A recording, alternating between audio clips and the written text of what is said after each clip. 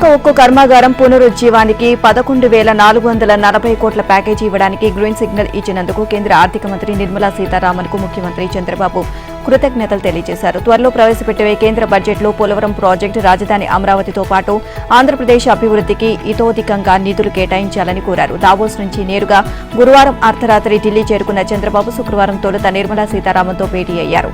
విశాఖ ఉక్కుకు అందించిన సహాయంపై కృతజ్ఞతలు తెలిపానని, ఇక పోలవరం, అమరావతి, ఏపీ అభివృద్ధిపై చర్చించారని ఆ తర్వాత ఆయన ఎక్స్లో తెలియజేశారు. ఇక అనంతరం మాజీ రాష్ట్రపతి రామ్నాథ్ కోవింద్ను చంద్రబాబు కలుసుకున్నారు. జమిలీ ఎన్నికలపై కేంద్రం నియమించిన అత్యున్నత స్థాయి కమిటీకి ఆయన చైర్మన్ గా వ్యవహరించిన సంగతి తెలిసిందే. ఆ కమిటీ కేంద్రానికి సమర్పించిన నివేదికపై కోవింద్తో సీఎం చర్చించారని టీడీపీ వర్గాలు తెలియజేశాయి. చంద్రబాబుకు ఈ సందర్భంగా కోవింద్ తన భార్య, కుటుంబ సభ్యులను పరిచయం చేశారు. ఈ భేటీలో ఆయన వెంట కేంద్ర ఉక్కు శాఖ సహాయ మంత్రి శ్రీనివాస్ వర్మ, టీడీపీ ఎంపీ సానా సతీష్, మాజీ ఎంపీ ఖమ్మంపాటి రామ్మోహన్ రావు ఉన్నారు. మరోవైపు ఇండోనేషియా ఆర్థిక మంత్రి బుడి సాదిక్తో సీఎం చంద్రబాబు భేటీ అయ్యారు. జ్యూరిచ్ నుంచి ఢిల్లీ చేరుకున్న ఆయన విమానాశ్రయ ప్రాంగణంలోనే మంత్రితో సమావేశమయ్యారు. పలు అంశాలపై చర్చించారు. 5 ఏళ్ల జగన్ అరాచక పాలనలో దెబ్బతిన్న ఏపీ బ్రాండ్ పునరుద్దరణే లక్ష్యంగా రాష్ట్ర ఐటీ, ఎలక్ట్రానిక్స్, మానవ వనరుల శాఖల మంత్రి లోకేష్ దావోస్ పర్యటన సాగింది. గడిచిన 5 ఏళ్ల నాటి పరిస్థితులు పునరావృతం కావని హామీ ఇస్తూనే రాష్ట్రంలో పెట్టుబడులకు ఉన్న అవకాశాలను అంతర్జాతీయ పారిశ్రామిక దిగ్గజాలకు వివరించడంతో లోకేష్ సఫలీకృతులయ్యారు. రాష్ట్రంలో ప్రజాప్రభుత్వం ఏర్పాటయ్యాక ప్రకటించిన పెట్టుబడిదారుల సానుకూల విధానాలు, అమలు చేస్తున్న ప్రోత్సాహకాలు, పరిశ్రమలకు అనువైన వాతావరణం, ఏఐ, క్లీనిక్ ఎనర్జీ వంటి రంగాల్లో రాష్ట్ర ప్రభుత్వ ప్రాధాన్యాలను స్పష్టంగా వివరించారు. దావోస్ పర్యటన పూర్తి చేసుకున్న లోకేష్ శుక్రవారం రాష్ట్రానికి తిరుగు ప్రయాణమయ్యారు. 4 రోజుల పాటు దావోస్ లో జరిగిన ప్రపంచ ఆర్థిక సదస్సులో 30 మందికి పైగా అంతర్జాతీయ పారిశ్రామిక దిగ్గజాలతో లోకేష్ ముఖాముఖి భేటీ అయ్యారు. తొలి రోజున స్విట్జర్లాండ్ పారిశ్రామికవేత్తలు, తెలుగు ఇండస్ట్రియలిస్టులు సమావేశాల్లో పాల్గొని రాష్ట్రంలో పారిశ్రామిక అభివృద్ధికి సహకరించాలని విజ్ఞప్తి చేశారు. మరోవైపు వివిధ అంశాలపై జరిగిన 8 రౌండ్ టేబుల్ సమావేశాలకు హాజరయ్యారు. ఆయా రంగాల్లో ప్రభుత్వ విధానాలను విశదీకరించారు. వివిధ రంగాలకు చెందిన 9 మంది అంతర్జాతీయ నిపుణులతో సమావేశమై ఏపీలో పెట్టుబడులకు గల అవకాశాలపై చర్చించారు. తమ సీఎం చంద్రబాబు నేతృత్వంలో రాష్ట్రం ఏ విధంగా అభివృద్ధి పథంలో పయనిస్తుందో ప్రత్యక్షంగా వివరించారు. చంద్రబాబుతో పాటు మైక్రోసాఫ్ట్ అధినేత బిల్ గేట్స్, మిట్టల్ గ్రూప్ అధినేత లక్ష్మీ మిట్టల్ వంటి దిగ్గజ పారిశ్రామికవేత్తలను కూడా లోకేష్ కలిశారు. అంతర్జాతీయంగా వస్తున్న సాంకేతిక మార్పులకు అనుగుణంగా ఏపీ విద్యారంగంలో తెస్తున్న సంస్కరణలు, ఔషధ, ఆరోగ్య, లాజిస్టిక్స్ రంగాల్లో పెట్టుబడులకు రాష్ట్రంలో ఉన్న అవకాశాలను వివరించారు. వైఎస్ కుటుంబానికి వీర విధేయుడు, అక్రమాస్తుల కేసులో ఏటూ 16 నెలలు జగన్ కు జైల్లో సహచరుడు. వైసీపీ కీలక నేత, రాజ్యసభ సభ్యుడు విజయసాయిరెడ్డి రాజకీయాల నుంచి తప్పుకుంటున్నట్లుగా సంచలన ప్రకటన చేశారు. ఇక ఏ పార్టీలోనూ చేరను, వ్యవసాయమే తన భవిష్యత్తు అని ప్రకటించారు. రాజ్యసభ సభ్యుడిగా మరో 3 ఏళ్ల పదవీకాలం మిగిలి ఉన్నప్పటికీ నేడు దానికి రాజీనామా చేస్తున్నట్లు సాయిరెడ్డి స్పష్టం చేశారు. నిన్న సాయంత్రం ఎక్స్ వేదికగా ఆయన ఈ ప్రకటన చేశారు. రాజకీయాల నుంచి తప్పుకుంటున్నాను, ఏ రాజకీయ పార్టీలోనూ చేరడం లేదు అన్నారు. వేరే పదవులు, ప్రయోజనాలు లేక డబ్బులు ఆశించి రాజీనామా చేయడం లేదు అన్నారు.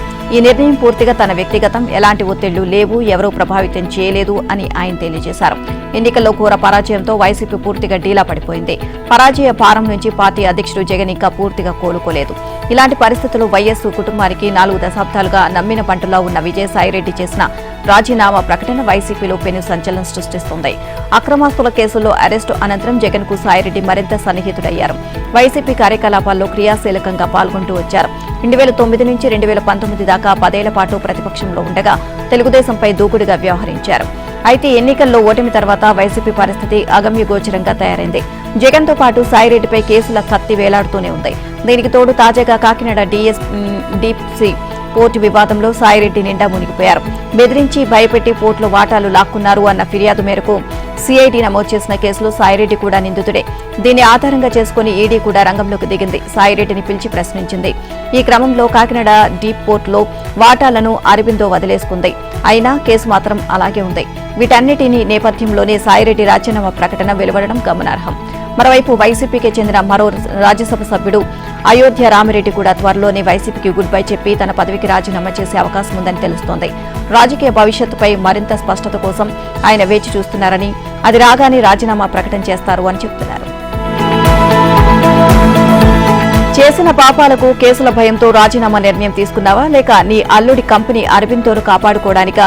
ఈ రాజీనామాల పరంపర ఒక్క సాయిరెడ్డితో ఆగేటు లేదు. రాత్రికో రేపు రాత్రి లోపల మరో ఒకరిద్దరు కూడా రాజీనామా చేసినా ఆశ్చర్యపోనక్కర్లేదు అని టీడీపీ పోలిట్ బ్యూరో సభ్యుడు ఎమ్మెల్యే సోమిరెడ్డి చంద్రమోహన్ రెడ్డి అన్నారు. ఇక వైసీపీ ఎంపీ విజయసాయిరెడ్డి రాజీనామా ప్రకటనపై ఆయన శుక్రవారం స్పందించారు. చెయ్యకూడని పాపాలన్నీ చేసేవి ఇప్పుడు రాజీనామాతో రాజకీయాల నుంచి తప్పుకుంటానని ప్రకటించడం విచిత్రంగా ఉంది. వ్యవసాయం చేస్తానంటున్నావు, దోచేసిన నల్ల డబ్బుతో చేస్తావా? ఇప్పుడు సేద్యంలోకి దిగితే రాష్ట్రానికి జరిగిన నష్టాన్ని ఎవరు పూడుస్తారు? 2004 నుంచి మొన్నటి వరకు జగన్ రెడ్డితో కలిసి దోచుకున్న లక్షల కోట్ల ప్రజల సొత్తు ఎక్కడుందో చెప్పు అని సోమిరెడ్డి వ్యాఖ్యానించారు. జగన్ అధికారంలో ఉన్న 5 ఏళ్లలో తీవ్రమైన ఆర్థిక లోటు, అతి తక్కువ మూలధన వ్యయం, భారీ అప్పుల మూలంగా ఆంధ్రప్రదేశ్ ఆర్థికంగా కునారిల్లింది అని నీతి ఆయోగ్ ఆర్థిక ఆరోగ్య సూచిక 2025 తెలిపింది. 16వ ఆర్థిక సంఘం చైర్మన్ అరవింద్ పనగాడియా శుక్రవారం ఢిల్లీలో ఈ నివేదిక విడుదల చేశారు. ఇప్పటికైనా మూలధన వ్యయ సామర్థ్యాన్ని రాష్ట్రం పెంచుకోవాలని, ఖర్చులు సమర్థంగా నిర్వహించాలని, కట్టుదిట్టమైన ఆర్థిక క్రమశిక్షణతో వనరులను పెంచుకోవాలని నీతి ఆయోగ్ అందులో సూచించింది. ఆంధ్రప్రదేశ్లో సొంత వనరుల పెరుగుదల శాతం 2018-19లో 17.1% కాగా 2022-23 నాటికి కేవలం 9.8% తగ్గిపోయింది. గత 5 ఏళ్లలో రాష్ట్రం నిరంతరం ఆర్థిక లోటు, రెవెన్యూ లోటు ఎదుర్కొంటోంది. తరచూ ఎఫ్ఆర్బీఎం లక్ష్యాలను సాధించాలని హెచ్చరించాల్సి వచ్చింది. ఇక ప్రభుత్వ రుణం గత 5 ఏళ్లలో సగటున 16.5% మేరకు పెరుగుతూ వచ్చింది. 2022-23లో వడ్డీ చెల్లింపులు 15% పెరిగాయి. రెవెన్యూ వసూళ్లకు వడ్డీ చెల్లింపులు కూడా పెరుగుతూ వచ్చాయి అని తెలిపింది. 2022-23లో ఆరోగ్య సౌకర్యాలు, సమస్యల పరంగా ఏపీ అత్యంత దయనీయ స్థితిలో ఉందని వెల్లడించింది. ఏపీ, హర్యానా, కేరళ, పశ్చిమ బెంగాల్, పంజాబ్ గట్టి ఆర్థిక వసూళ్లను సవాళ్లను ఎదుర్కొంటున్నాయి అని నీతి ఆయోగ్ ఆ రాష్ట్రాలకు పెద్ద ఎత్తున చేయూతి ఇవ్వాలని తెలిపింది. ఆర్థికంగా బలంగా ఉన్న రాష్ట్రాల్లో ఒడిశా మొదటి ర్యాంకు సాధించగా తెలంగాణకు 8వ స్థానం, ఆంధ్రప్రదేశ్కు 17వ స్థానం దక్కాయి. జీడీపీలో వాటా, జనాభా, మొత్తం ప్రభుత్వ వ్యయం, ఆదాయాలు, ఆర్థిక సుస్థిరత ఆధారంగా నీతి ఆయోగ్ ఈ సూచికను రూపొందించింది. ఇక తెలంగాణ ఆర్థిక ఆరోగ్య సూచిక స్కోరు 43.6 కాగా ఆంధ్ర స్కోర్ 20.9 మాత్రమే ఉంది. ద్రవ్యలోటులో ఏపీ అగ్రస్థానంలో ఉండడం నాటి రాష్ట్ర ఆర్థిక దుస్థితికి నిదర్శనం. 2022-23లో రెవెన్యూ సమీకరణలో ఏపీ 22.1 పాయింట్లు సాధించగా అప్పుల సూచీలో 37.8, అప్పుల చెల్లింపు సామర్థ్యంలో 0 పాయింట్లు వచ్చాయి. నాణ్యమైన ఖర్చులో 15వ ర్యాంకు, ఆదాయ సమీకరణలో 16వ ర్యాంకు, నమ్మకమైన ఆర్థిక వ్యవస్థగా తీర్చిదిద్దడంలో 16వ ర్యాంకు, అప్పులు తేవడంలో 12వ ర్యాంకు వచ్చాయి. పెట్రోలియం కార్పొరేషన్ దేశంలోనే అత్యంత ఖరీదైన ఆయిల్ రిఫైనరీ పెట్రోకెమికల్ కాంప్లెక్స్ ను ఆంధ్రప్రదేశ్లో ఏర్పాటు చేయాలని నిర్ణయించింది. నిర్మాణానికి సుమారు 95,000 కోట్ల వ్యయం అవసరమని ప్రాథమికంగా అంచనా వేసింది. శుక్రవారం BPCL director west Ramakrishna Gupta oil refinery petrochemical complex కు సంబంధించిన వివరాలను వెల్లడించారు. ఆంధ్రప్రదేశ్లో ఏటా 9 మిలియన్ టన్నుల సామర్థ్యం గల ఆయిల్ రిఫైనరీ పెట్రోకెమికల్ కాంప్లెక్స్ ఏర్పాటు చేయాలని నిర్ణయించినట్లు తెలిపారు. దేశంలోని ఆయిల్, పెట్రోకెమికల్ రిఫైనరీల్లో ఇదే అత్యంత ఖరీదైన ప్రాజెక్టుగా నిలుస్తుంది అన్నారు. 2014లో ప్రధానిగా నరేంద్ర మోదీ బాధ్యతలు చేపట్టిన తర్వాత మహారాష్ట్రలోని రత్నగిరిలో 3 లక్షల కోట్ల అంచనా వ్యయంతో 60 మిలియన్ టన్నుల mega oil refinery petrochemical complex ఏర్పాటు చేయాలని భావించామని, కానీ భూసేకరణ సమస్య వల్ల ముందుకు సాగలేదు అని వివరించారు. ఏపీలో ఏర్పాటు చేయబోయే ఆయిల్ రిఫైనరీ పెట్రోకెమికల్ కాంప్లెక్స్ కోసం భూసేకరణ, సమగ్ర ప్రాజెక్టు నివేదిక, ఫీడ్బ్యాక్ అధ్యయనాల కోసం ఫ్రీ ప్రాజెక్టు కార్యక్రమాల కింద 6,100 కోట్లు ఖర్చు చేయడానికి బీపీసీఎల్ బోర్డు ఆమోదం తెలిపింది అన్నారు. ఈ ప్రాజెక్టు ఏర్పాటు చేయడానికి ఏపీ ప్రభుత్వం మూలధన రాయితీలు అందిస్తుంది అన్నారు. అయితే ఆర్థిక మద్దతుకు సంబంధించి ఏపీ ప్రభుత్వం ఎటువంటి సంకేతాలు ఇవ్వలేదు అన్నారు. డీపీఆర్, ఫీడ్బ్యాక్ అధ్యయన నివేదికలకు 6 నుంచి 9 నెలల సమయం పడుతుంది అని తెలిపారు. ప్రాథమిక అంచనాల ప్రకారం ప్రాజెక్టు ఖర్చు 95,000 కోట్లు ఉంటుంది అన్నారు. నివేదికలు ఇచ్చిన తర్వాత మొత్తం ప్రాజెక్టు ఖర్చు ఎంత ఉంటుందో అంచనాకు రావచ్చు అని వివరించారు. ఈ ప్రాజెక్టుకు 6,000 ఎకరాల భూమి అవసరమని, భూసేకరణ పనులు చేపట్టాల్సి ఉంది అన్నారు. దేశంలో ఇప్పటికే 3 రిఫైనరీలు ఏర్పాటు చేశామని, ఏపీలో 4వది ఏర్పాటు చేయబోతున్నామని తెలియజేశారు. తలసేమియాతో బాధపడుతున్న చిన్నారులకు వైద్యం అందించడానికి రాష్ట్రంలో 5 ప్రత్యేక కేంద్రాలను ఏర్పాటు చేస్తున్నట్లు నారా భువనేశ్వరి తెలియజేశారు. ఒక్కో కేంద్రం ఏర్పాటుకు 60 లక్షల రూపాయల వరకు ఖర్చవుతుందని చెప్పారు. దీనికి విరాళాలు సేకరించేందుకు ఎన్టీఆర్ మెమోరియల్ ట్రస్ట్ ఆధ్వర్యంలో వచ్చే నెల 15న విజయవాడ ఇందిరాగాంధీ స్టేడియంలో సంగీత దర్శకుడు తమన్తో మ్యూజికల్ నైట్ నిర్వహిస్తున్నట్లు చెప్పారు. ఇక ఆ ఏర్పాట్లను శుక్రవారం ఆమె పరిశీలించారు. ఈ సందర్భంగా ఆమె మాట్లాడుతూ మ్యూజికల్ నైట్ టికెట్ల అమ్మకం ద్వారా వచ్చిన డబ్బులను తలసేమియాతో బాధపడే వారి సహాయార్థం అందజేస్తామని అన్నారు. స్టేడియంలో మ్యూజికల్ నైట్ ఏర్పాట్ల గురించి పోలీస్ కమిషనర్ రాజశేఖర్ బాబును అడిగి తెలుసుకున్నారు. ప్రధానమంత్రి ఆవాస్ యోజన 2.0 కింద తెలంగాణకు 20 లక్షల ఇళ్లను మంజూరు చేయాలని కేంద్ర గృహ నిర్మాణ పట్టణాభివృద్ది శాఖ మంత్రి మనోహర్ లాల్ ఖట్టర్ కు ముఖ్యమంత్రి రేవంత్ రెడ్డి విజ్ఞప్తి చేశారు. దీంతో పాటు పలు ప్రాజెక్టుల నిర్మాణాల కోసం నిధులు కేటాయించి మంజూరు చేయాలని కోరారు. నిన్న రాష్ట్రానికి వచ్చిన కేంద్ర మంత్రి హైదరాబాద్లోని ఓ హోటల్లో పీఎంఏవై అర్బన్ పథకంతో పాటు పట్టణాభివృద్ది, విద్యుత్ శాఖలపై సమీక్ష నిర్వహించారు. ఈ సమీక్షకు హాజరైన సీఎం రేవంత్ దేశ పట్టణ జనాభాలో 8% ప్రజలు తెలంగాణలో ఉన్నారని తెలియజేశారు. పీఎంఏవై 2.0లో చేరిన తొలి రాష్ట్రమైన తెలంగాణ ఇళ్ల నిర్మాణానికి సమగ్రమైన వివరాలు, పూర్తి ప్రణాళికతో సన్నద్దంగా ఉంది అని చెప్పారు. దేశంలోని మహానగరాలైన ఢిల్లీ, చెన్నై, బెంగళూరుతో పోలిస్తే హైదరాబాద్లో మెట్రో కనెక్టివిటీ తక్కువగా ఉందని, ఈ నేపథ్యంలో మెట్రో ఫేజ్ 1 కింద 6 కారిడార్లను గుర్తించామని కేంద్ర మంత్రి దృష్టికి తీసుకువెళ్లారు. వీటిలో మొదటి 5 కారిడార్లకు సంబంధించిన సమగ్ర ప్రాజెక్టు నివేదికలు పూర్తయ్యాయని తెలియజేశారు. ఈ కారిడార్లో నిర్మాణానికి 24,269 కోట్ల వ్యయం అవుతుందని, ఈ డీపీఆర్లను ఆమోదించడంతో పాటు కేంద్ర రాష్ట్ర ప్రభుత్వాలు సంయుక్త భాగస్వామ్యం కింద వీటిని చేపట్టి నిధులు కేటాయించాలని సీఎం కోరారు. గ్రేటర్ హైదరాబాద్ సహా రాష్ట్రంలోని పురపాలికల అభివృద్ధికి కేంద్రం సహకారం అందించాలని కేంద్ర మంత్రి ఖట్టర్ను సీఎం రేవంత్ కోరారు. హైదరాబాద్లో చేపట్టనున్న అభివృద్ది కార్యక్రమాలకు 55,652 కోట్ల ఆర్థిక సాయం అందించాలని విజ్ఞప్తి చేశారు. తెలంగాణలో 65% భూభాగం పట్టణ పరిధిలోనే ఉంది అని తెలిపారు. రాష్ట్రాన్ని 1,00,000 కోట్ల ఆర్థిక వ్యవస్థగా తీర్చిదిద్దడమే లక్ష్యంగా చేపట్టిన ప్రాజెక్టుల గురించి కేంద్ర మంత్రికి వివరించారు. మూసీ రివర్ ఫ్రంట్ డెవలప్మెంట్కు చేయూతనివ్వాలని విజ్ఞప్తి చేశారు. గ్రామీణ పట్టణ ప్రాంతాల్లో నిర్వహించిన గ్రామ సభల్లో 4 పథకాలకు కొత్తగా దరఖాస్తులు వెలువెత్తాయి. ఈ పథకాల అమలు జాబితాలో పేర్లు లేని వారంతా మళ్లీ దరఖాస్తు చేసుకోవాలంటూ ప్రజాప్రతినిధులు, ప్రభుత్వ అధికారులు చెబుతుండటంతో ప్రభుత్వం ప్రతిష్టాత్మకంగా అమలు చేయనున్న ఇందిరమ్మ ఇళ్లు, రైతు భరోసా, కొత్త రేషన్ కార్డుల పంపిణీ, ఇందిరమ్మ ఆత్మీయ భరోసా పథకాలు ఒక్కోదానికి వేల సంఖ్యలో దరఖాస్తులు వచ్చాయి. ఆయా పథకాలకు అర్హులను గుర్తించడంలో భాగంగా రాష్ట్రంలో 4 రోజులుగా చేపట్టిన గ్రామ సభల నిర్వహణ శుక్రవారం ముగిసింది. రాష్ట్ర వ్యాప్తంగా 12,769 పంచాయతీలు, పురపాలికల్లో 2,387 వార్డుల పరిధిలో గ్రామ సభలు నిర్వహించినట్లు అధికారులు తెలియజేశారు. జనగామ జిల్లాలో రేషన్ కార్డుల కోసం 14,532, ఇందిరమ్మ ఇళ్ల కోసం 13,955, రైతు భరోసాకు 491, ఆత్మీయ భరోసాకు 5,270 దరఖాస్తులు వచ్చాయి. గద్వాల జిల్లాలో రేషన్ కార్డుల కోసం 23,197, ఇందిరమ్మ ఇళ్ల కోసం 10,955, రైతు భరోసాకు 917, ఆత్మీయ భరోసా లబ్ధికి 7,105, ఆదిలాబాద్ జిల్లాలో రేషన్ కార్డుల కోసం 32,727, ఇందిరమ్మ ఇళ్ల కోసం 16,730, రైతు భరోసాకు 387 దరఖాస్తులు అందాయి. 4 సంక్షేమ పథకాల అర్హులకు లబ్ధి చేకూరే విధంగా 26న ప్రత్యేక కార్యక్రమం నిర్వహించనున్నారు. తెలంగాణలోని ప్రైవేట్ పాఠశాలలో ట్యూషన్ ఫీజు మాత్రమే ఉండాలని, మరే ఇతర ఫీజులను వసూలు చేయకుండా నియంత్రించాలని తెలంగాణ విద్యా కమిషన్ రాష్ట్ర సర్కార్కు సిఫార్సు చేసింది. ఫీజుల ఖరారు, నియంత్రణకు రాష్ట్ర స్థాయిలో ప్రత్యేక కమిటీని ఏర్పాటు చేయాలని సూచించింది. ప్రైవేటు పాఠశాలల ఫీజుల నియంత్రణకు సంబంధించి గత కొంతకాలంగా విద్యా కమిషన్ వివిధ వర్గాలతో విస్తృత చర్చలు జరిపి నివేదికను రూపొందించింది. విద్యా commission chairman retired IAS Akunuri Murali ఆధ్వర్యంలో సభ్యులు విశ్వేశ్వరరావు, చారకొండ వెంకటేష్, జోష్నలు ఈ నివేదికను విద్యాశాఖ కార్యదర్శి యోగితా రాణాకు సమర్పించారు. ప్రస్తుతం ప్రైవేటు స్కూళ్ల ఫీజుల విషయంలో సర్కారుకు ఎటువంటి నియంత్రణ లేని నేపథ్యంలో విద్యా కమిషన్ నివేదికకు ప్రాధాన్యత నెలకొంది. ఫీజుల ఖరారు, వాటి నియంత్రణ కోసం ఈ నివేదికలో స్పష్టత ఇచ్చినట్లు సమాచారం. స్కూళ్లలో పలు రకాల ఫీజులను వసూలు చేయకుండా ట్యూషన్ ఫీజును మాత్రమే వసూలు చేయాలని విద్యా కమిషన్ పేర్కొంది. ఆయా స్కూళ్ల పరిస్థితులను బట్టి ఫీజులను వివిధ కేటగిరీలుగా విభజించాలని సూచించింది.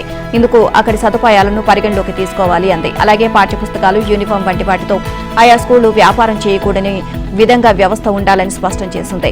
ఫీజుల ఖరారు, నియంత్రణ కోసం రాష్ట్ర స్థాయిలో ప్రత్యేక నియంత్రణ కమిటీని ఏర్పాటు చేయాలని విద్యా కమిషన్ సూచించింది. ఈ కమిటీకి చైర్మన్ గా రిటైర్డ్ జడ్జి లేదా రిటైర్డ్ ఐఏఎస్ అధికారిని, సభ్యులుగా సంబంధిత రంగానికి చెందిన 4 నిపుణులను నియమించాలని తెలియజేసింది.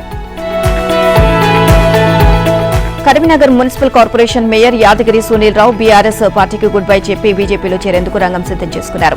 ఆయనతో పాటు 10 మంది కార్పొరేటర్లు కూడా బీఆర్ఎస్ ను వీడనున్నారు. నేడు నగరంలోని ఎస్బీఎస్ ఫంక్షన్ హాల్లో కేంద్ర హోంశాఖ సహాయ మంత్రి బండి సంజయ్ కుమార్ సమక్షంలో బీజేపీలో చేరుతున్నట్లు సునీల్ రావు ప్రకటించారు. కొద్దికాలంగా బండి సంజయ్తో సన్నిహితంగా ఉంటూ వస్తున్న సునీల్ రావు బీఆర్ఎస్ కు రాజీనామా చేస్తారని ప్రచారం జరుగుతోంది. సునీల్ రావు మాత్రమే కాకుండా బీఆర్ఎస్ నుంచి గెలిచిన మెజార్టీ కార్పొరేటర్లను కూడా పార్టీ మార్పించాలి అని కేంద్ర మంత్రి బండి సంజయ్ కార్యాచరణ రూపొందించి ఆయనకు అప్పగించారు. తొలుత 16 మంది కార్పొరేటర్లు బీఆర్ఎస్ కు రాజీనామా చేస్తారని భావించారు. అయితే స్థానిక ఎమ్మెల్యే మాజీ మంత్రి గంగుల కమలాకర్ కొందరిని బుజ్జగించి పార్టీ వేడకుండా ఒప్పించగలిగారు అని, దీంతో సునీల్ రావుతో 10 మంది కార్పొరేటర్లు మాత్రమే బీజేపీలో చేరుతున్నారు అని తెలుసుకుంది.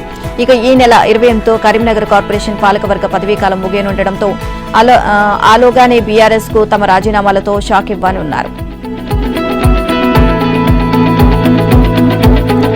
తెలంగాణలో ఎస్సీ వర్గీకరణకు సంబంధించిన నివేదిక రూపకల్పన ఒక కొలిక్కి వస్తుంది. వర్గీకరణ కోసం సేకరించిన వివరాలపై అధ్యయనం దాదాపు పూర్తవడంతో తాజాగా నివేదికలు పొందుపర్చాల్సిన అంశాలపై ఏకసభ్య కమిషన్ కసరత్తు చేస్తోంది.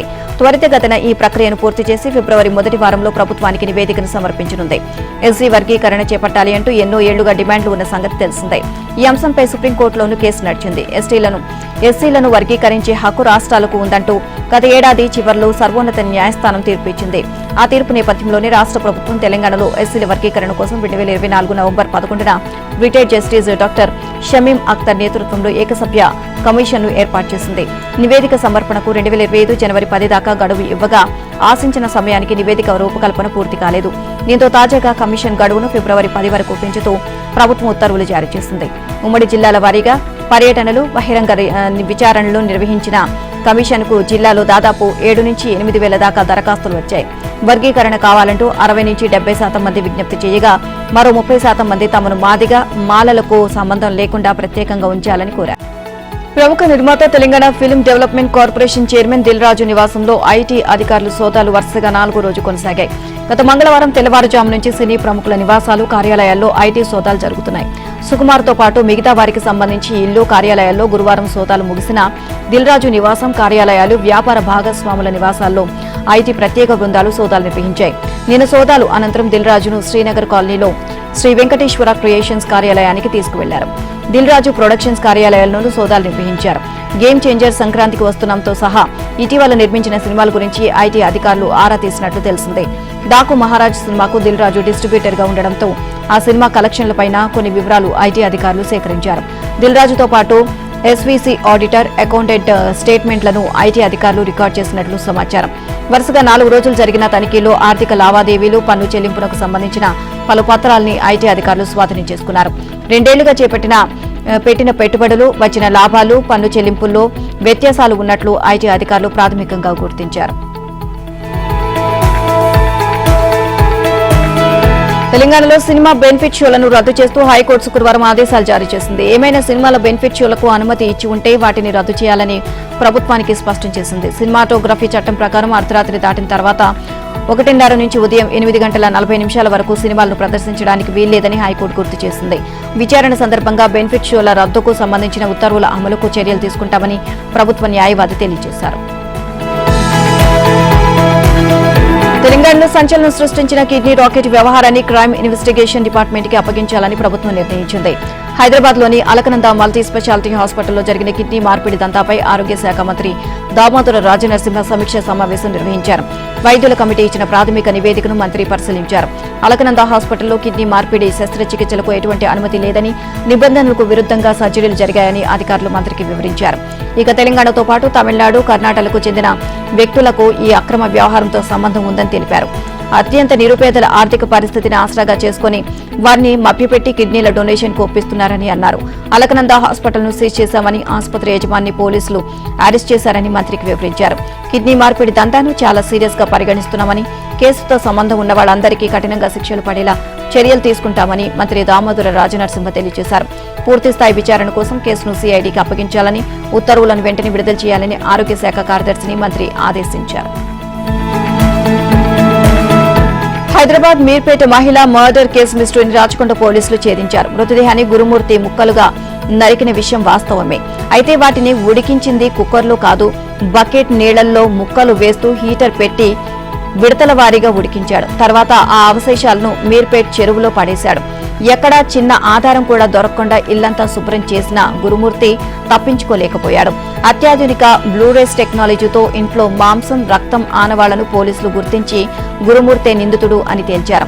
కొన్నాళ్ల క్రితం బంధువుల ఇంట్లో జరిగిన వేడుకలో మాధవి తల్లిదండ్రులు తనతో వ్యవహరించిన తీరును గురుమూర్తి తీవ్ర అవమానకరంగా భావించాడు. అది మనసులో పెట్టుకుని అవకాశం దొరికినప్పుడల్లా మాధవితో గొడవ పడేవాడు.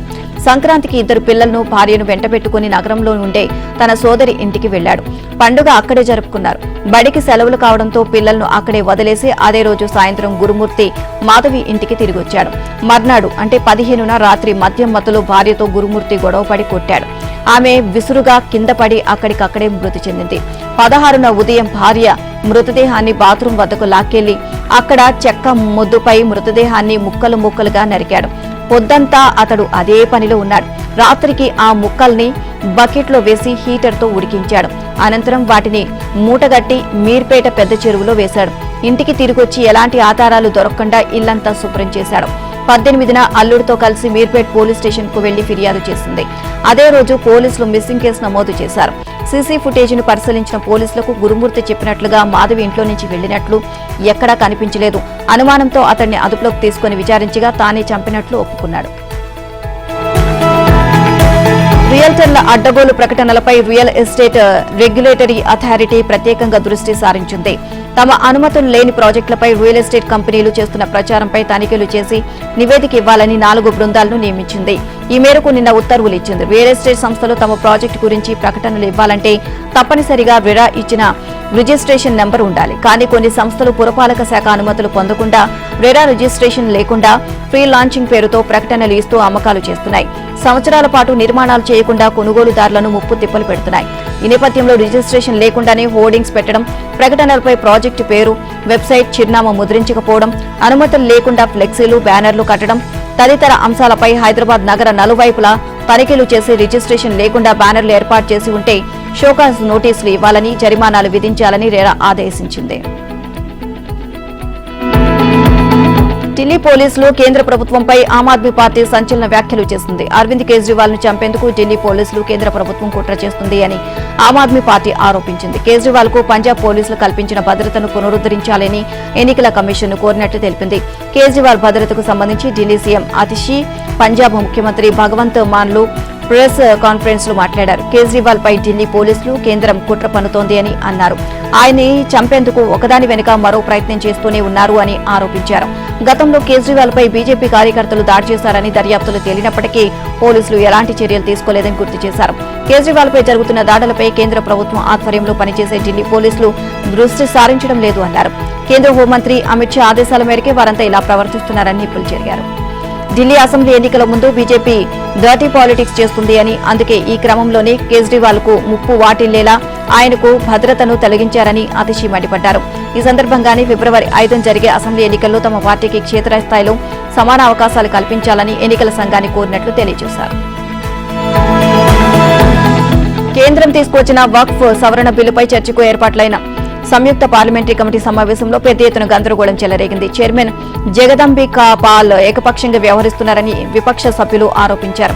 అరుపులు, నినాదాల నడుమే జమ్మూ కాశ్మీర్ కు చెందిన మీర్వాయిజ్ ఒమర్ ఫరూక్ సవరణ బిల్లుపై తన అభిప్రాయం తెలియజేశారు. దీంతో చైర్మన్ తీరు నిరసిస్తూ విపక్ష ఎంపీలు నినాదాలు చేశారు. దీంతో ఆయన కాసేపు సమావేశాన్ని వాయిదా వేశారు. తర్వాత కూడా ఇదే కొనసాగడంతో జేపీసీలో బీజేపీ సభ్యుడు నిషికాంత్ దూబే 10 మంది విపక్ష ఎంపీల సస్పెన్షన్ కు తీర్మానం ప్రవేశపెట్టారు. కమిటీ ఆమోదించింది. దీంతో విపక్ష సభ్యులు కళ్యాణ్ బెనర్జీ, నదీం ఉల్ హక్, అజదుద్దీన్ ఓవైసీ, ఏ రాజా, ఎం అబ్దుల్లా, మహమ్మద్ జావేద్, ఇమ్రాన్ మసూద్, నజీర్ హుసేన్, అరవింద్ సావంత్, మొహబిలాల్ ను సమావేశం నుంచి ఒకరోజు సస్పెండ్ చేస్తున్నట్లు పాల్ ప్రకటించారు. దీనిపై వారంతా లోక్సభ స్పీకర్ ఓం బిర్లాకు లేఖ రాశారు. నిన్న సమావేశంలో విపక్ష సభ్యులు ఎంతో హుందాగా తమ వాదన వినిపించారు. అయితే చైర్మన్ ఏకపక్షంగా వ్యవహరించారు. బాలీవుడ్ మాజీ హీరోయిన్ మమతా కులకర్ణి ఆధ్యాత్మిక మార్గంలోకి మళ్లారు. వారణాసిలోని కుంభమేళాలో కిన్నెర అఖాడాలో చేరి తన పేరును శ్రీ ఎంఐ మమతా నందగిరిగా మార్చుకున్నారు. రుద్రాక్ష మాలలు, కాషాయ వస్త్రాలు ధరించి కుంభమేళాకు వచ్చిన మమత కిన్నెర అఖాడా ఆచార్య మహామండలేశ్వర్ డాక్టర్ లక్ష్మీనారాయణ త్రిపాఠిని కలిసి ఆశీస్సులు తీసుకున్నారు. అనంతరం మమతతో లక్ష్మీనారాయణ్ గంగా నదిలో పూజలు నిర్వహింపచేశారు. నదిలో మమత 3 సార్లు మునక వేశారు. ఇక కిన్నెర అఖాడాతో మమత ఏడాదిన్నరగా సంప్రదింపులు జరుపుతున్నారు అని తెలిపారు. ఆమెను మహా మండలేశ్వర్గా నియమిస్తున్నట్లు వెల్లడించారు. ఇకపై తనను శ్రీ యమాయి మమతా నందగిరిగా పిలుస్తామని అన్నారు. ఇక 2015లో లక్ష్మీనారాయణ త్రిపాఠి కిన్నెర అఖాడాను ప్రారంభించారు. ట్రాన్స్జెండర్లకు సమాజంలో గౌరవం తీసుకొచ్చే లక్ష్యంతో దీన్ని నెలకొల్పారు. ఇక ట్రాన్స్జెండర్లను అఖాడాలో చేర్చుకున్నారు. కాగా మమతా కులకర్ణి 1990లో బాలీవుడ్ లో ప్రముఖ గ్లామర్ హీరోయిన్ గా వెలుగొందారు. కరణ్ అర్జున్, క్రాంతి వీర్, ఆషికా ఆవారా, సబ్సే బడా కిలాడి, చైనా గేట్ తదితర హిట్ సినిమాల్లో ఆమె నటించారు. 2002లో అనంతరం ఆమె సినిమాలు చేయడం మానేశారు. విదేశాల్లో స్థిరపడిన మమతా కులకర్ణి చాలా కాలం అనంతరం గత ఏడాది డిసెంబర్లో స్వదేశానికి తిరిగి వచ్చారు. మహారాష్ట్రలోని భండారా జిల్లా జవహర్ నగర్ ప్రాంతంలో ఆర్డినెన్స్ ఫ్యాక్టరీలో శుక్రవారం ఉదయం జరిగిన పేలుడు వల్ల 8 మంది కార్మికులు మృతి చెందారు. మరో 7గురు గాయాల పాలయ్యారు. గాయపడిన వారిని రక్షించేందుకు ప్రయత్నిస్తున్నారు. ఇక ఘటనను కేంద్ర మంత్రి నితిన్ గడ్కరీ నిర్ధారించారు. పేలుడు వల్ల ఆర్డినెన్స్ ఫ్యాక్టరీలోని ఒక యూనిట్ పైకప్పు కూలడంతో కార్మికులు దాని కింద చిక్కుకున్నారని మహారాష్ట్ర ముఖ్యమంత్రి దేవేంద్ర ఫడ్నవీస్ తెలియజేశారు. జిల్లా అధికారులు అక్కడికి చేరుకున్నారని, మహారాష్ట్ర విపత్తుల స్పందన దళం సిబ్బంది కూడా వెళ్తున్నారు అని ఆయన ఎక్స్ లో తెలియజేశారు. రక్షణ శాఖ మంత్రి రాజ్నాథ్ సింగ్ ఘటనపై విచారం వ్యక్తం చేశారు. మృతుల కుటుంబాలకు సంతాపం తెలియజేశారు. అమెరికా అధ్యక్ష బాధ్యతలు చేపట్టిన డొనాల్డ్ ట్రంప్ అక్రమ వలసదారులపై చర్యలు మొదలుపెట్టారు. ఈ క్రమంలో ఇప్పటికే 538 మందిని అరెస్ట్ చేశారు. తాజా పరిణామాలపై వైట్ హౌస్ స్పందించింది. గతంలో వాగ్దానం చేసినట్లుగానే అధ్యక్షుడు ట్రంప్ ప్రపంచ దేశాలకు బలమైన సందేశాన్ని పంపిస్తున్నారని తెలిపింది. అమెరికాలోకి అక్రమంగా ప్రవేశించేవారు తీవ్ర పర్యవసానాలు ఎదుర్కోవాల్సి ఉంటుంది అని పేర్కొంటూ మరోసారి ట్వీట్ చేసింది. వీరిని అమెరికా నుంచి తరలించే విమానాలు ప్రారంభమయ్యాయని తెలిపింది. అంతకుముందు ఇదే విషయంపై వైట్ హౌస్ స్పందిస్తూ ట్రంప్ ఆదేశాల మేరకు అమెరికా వ్యాప్తంగా 538 మంది అక్రమ వలసదారులను పోలీసులు అరెస్ట్ చేశారని పేర్కొంది. మరో 373 మంది నిర్బంధించినట్లు తెలిపింది. అరెస్ట్ అయిన వారిలో ఉగ్రవాదం, మాదక ద్రవ్యాల రవాణా, లైంగిక నేరాలు వంటి కేసుల్లో నిందితులుగా ఉన్నవారేనని పేర్కొంది. అమెరికా చరిత్రలోనే అతిపెద్ద బహిష్కరణ ఆపరేషన్ కొనసాగుతోంది అని వెల్లడించింది. అక్రమ వలసదారులపై అమెరికా చర్యలకు ఉపక్రమించిన నేపథ్యంలో వీటిపై భారత్ మరోసారి స్పందించింది. అక్రమ వలసలకు తాము వ్యతిరేకమని, ఎందుకంటే అనేక రకాల వ్యవస్థీకృత నేరాలతో ముడిపడి ఉందని స్పష్టం చేసింది. అయితే వీసా గడువు ముగిసినా లేదా సరైన దస్త్రాలు లేకుండా భారతీయులు అమెరికా, ప్రపంచంలో ఎక్కడ ఉన్నా వారిని తిరిగి తీసుకువచ్చేందుకు వీలు కల్పిస్తామని భారత విదేశాంగ శాఖ స్పష్టం చేసింది. సంబంధిత డాక్యుమెంట్లను తమతో పంచుకుంటే వాటిని పరిశీలించి స్వదేశానికి తీసుకొస్తామని పేర్కొంది. పసిడి వరుసగా 8వ రోజు ఎగబాకి సరికొత్త జీవితకాల రికార్డు గరిష్టానికి చేరుకుంది. ఆల్ ఇండియా సరఫరా అసోసియేషన్ ప్రకారం ఢిల్లీ మార్కెట్లో 99.9% స్వచ్ఛమైన 10 గ్రాముల ధర శుక్రవారం 200 పెరిగి 83,100కు చేరింది. అయితే బంగారం 83,000 రూపాయలు దాటడం ఇదే తొలిసారి. 99.5 స్వచ్ఛత గోల్డ్ రేటు కూడా 200 పెరుగుదలతో 82,700కు ఎగబాకింది. వెండి సైతం కిలో 500 పెరుగుదలతో 94,000 ధర పలికింది. అమెరికా కొత్త అధ్యక్షుడు డొనాల్డ్ ట్రంప్ సుంకాలు, వాణిజ్య విధానాల కారణంగా అంతర్జాతీయ మార్కెట్లో అనిశ్చితి పెరిగింది. ఇలాంటి అనిశ్చితి పరిస్థితుల్లో భద్రమైన పెట్టుబడి సాధనంగా పేరున్న పసిడికి మళ్లీ డిమాండ్ పెరిగిందని బులియన్ విశ్లేషకులు తెలియజేశారు. దీంతో దేశీయంగానూ ఈ విలువైన లోహం ధరలు కొండెక్కుతాయని వారున్నారు. ఇక అంతర్జాతీయ కమోడిటీ మార్కెట్లో ఔన్స్ పసిడి రేటు ఒక దశలో $15.50 పెరిగి $2,780కు చేరింది. వెండి సైతం 1.53% ఎగబాకి $31.32 స్థాయిలో ట్రేడ్ అయింది. ఇంగ్లాండ్తో 5 టీ20ల సిరీస్ తొలి మ్యాచ్లో 7 వికెట్ల తేడాతో ఘన విజయం సాధించిన టీమిండియా మరో విజయంపై కన్నేసింది. శనివారం చెన్నైలో 2 జట్ల మధ్య రెండో టీ20 జరగబోతోంది. ప్రపంచ మేటి టీ20 జట్లలో ఒకటైన ఇంగ్లాండ్ ఈడెన్ గార్డెన్స్ లో సూర్యకుమార్ సేన జోరు ముందు ఏమాత్రం నిలవలేకపోయింది. బౌలింగ్ లో విజృంభించి బ్యాటింగ్ లో రెచ్చిపోయిన భారత్ 43 బంతులు ఉండగానే విజయాన్ని అందుకుంది. కోల్కతాలో మాదిరే స్పిన్నర్ల ఆధిపత్యం సాగే చెన్నైలోనూ ఇంగ్లీష్ జట్టుకు చెక్ పెట్టి మరో విజయాన్ని ఖాతాలో వేసుకోవాలని టీమిండియా చూస్తోంది. గాయం కారణంగా ఏడాదికి పైగా ఆటకు దూరమై ఈ సిరీస్ కోసం తిరిగి జట్టులో చోటు సంపాదించిన senior fast bowler Mohammed Shami తొలి మ్యాచ్లో ఆడకపోవడం ఆశ్చర్యానికి గురిచేసింది. అతను ఇంకా పూర్తి ఫిట్నెస్ సాధించలేదు అన్న సందేహాలు కలిగాయి. కానీ స్పిన్ కు పూర్తి అనుకూలంగా ఉన్న పిచ్ ను దృష్టిలో ఉంచుకునే షమీని ఆడించలేదు అని జట్టు వర్గాలు తెలియజేశాయి. చెన్నైలోనూ పిచ్ స్పిన్నర్లకు అనుకూలమే అయినప్పటికీ షమీని ఆడిస్తారని తెలుస్తోంది. ఆల్రౌండర్ నితీష్ కుమార్ రెడ్డిలో middle order batter Rinku Singh అతడి కోసం స్థానాన్ని త్యాగం చేయాల్సి రావచ్చు. ఈడెన్లో మంచి ప్రదర్శన చేసిన వరుణ్ చక్రవర్తి, అక్షర్ పటేల్తో పాటు మూడో స్పిన్నర్ రవి బిష్నోయ్ ఈ మ్యాచ్లోనూ కొనసాగే అవకాశాలే ఎక్కువ. ఇంగ్లీష్ జట్టును మరోసారి స్పెన్తోనే చుట్టేయాలి అని భారత్ భావిస్తోంది. సూపర్ ఫామ్ లో ఉన్న హర్షదీప్ కు షమి కూడా తోడైతే పేస్ దాడి మరింత బలోపేతమవుతుంది. బ్యాటింగ్ లో కూడా భారత్ కు ఢోకా లేదు. గత కొన్ని మ్యాచ్ల్లో టాప్ ఆర్డరే చాలా వరకు పని పూర్తి చేసేసింది. తొలి టీ20 అభిషేక్ శర్మ మెరుపు ఇన్నింగ్స్ ఆడాడు. సంజు సైతం ఉన్న కాసేపు అదురుగొట్టాడు. తిలక్ వర్మ సైతం చక్కటి ఫామ్ లో ఉన్నాడు. కెప్టెన్ సూర్యకుమారే ఓ పెద్ద ఇన్నింగ్స్ ఆడాల్సిన అవసరం ఉంది.